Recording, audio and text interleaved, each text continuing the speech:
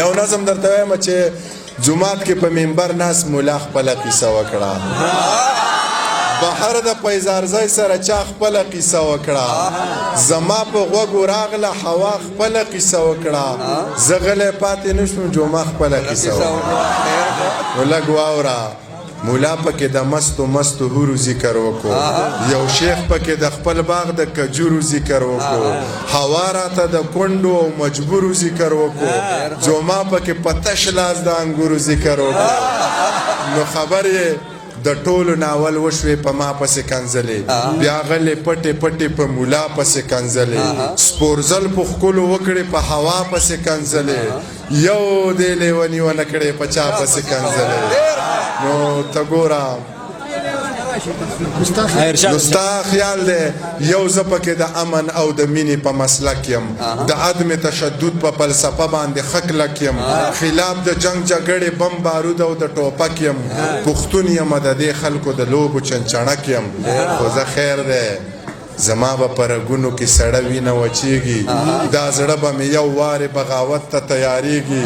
دا ژبه به اوس دغسې رښتیا رښتیا غږیږي که څوک پې خفه کیږي او که څوک پې خوشحالېږي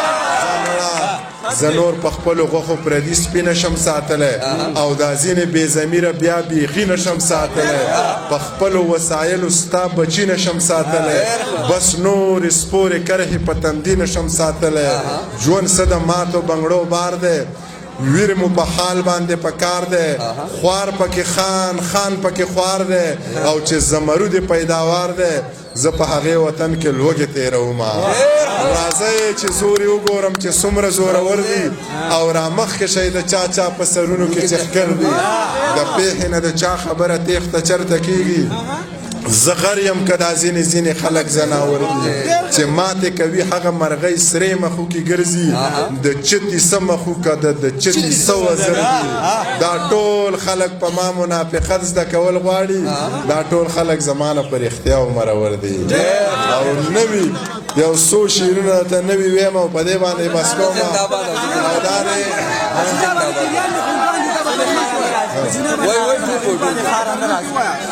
فرمایشونه ډېر دي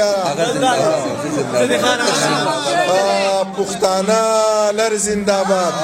پښتانه بر زنده‌باد د باچا خان د مخه ټول اشنغر زنده‌باد رڼا سپوږمۍ هم کوي خو مړه لمر زنده‌باد د چا ښایست زنده‌باد د چا نظر زنده‌باد یبنو ګله یاره ستا مازدیګر زنده‌باد او شربت د نوې ګوړې رس خو د کور زنده‌باد دا وطن چا آزاد که نه یو خبر زنده‌باد قربانۍ ما ورکړي او د تش په سر زنده‌باد فرمایش زما هم څو رقیبان دي خو هندوان دي یا په جینۍ باندې پیریان دي خو هندوان دي زما هم څو رقیبان دي خو هندوان دي یا په جینۍ باندې پیریان دي خو هندوان دي او د پردو زړونو نه څه مه حیا اخلي د پردو زړونو نه څه مه حیا اخلي یا ښکلي بیا هم په مونږ ګران دي خو هندوان دي یا په جینۍ باندې پیریان دي خو هندوان دي ته بیخي د دوی په شانې مسلمانې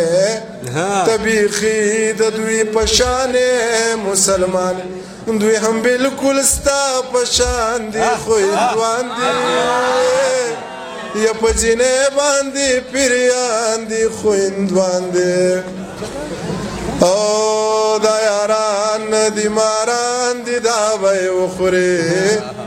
دا یاران ندی ماران دی دا بی وخوری او دا منیر سر روان دی خو هندوان دی په جینۍ باندې پیریان دی خو هندوان دی بس دی ها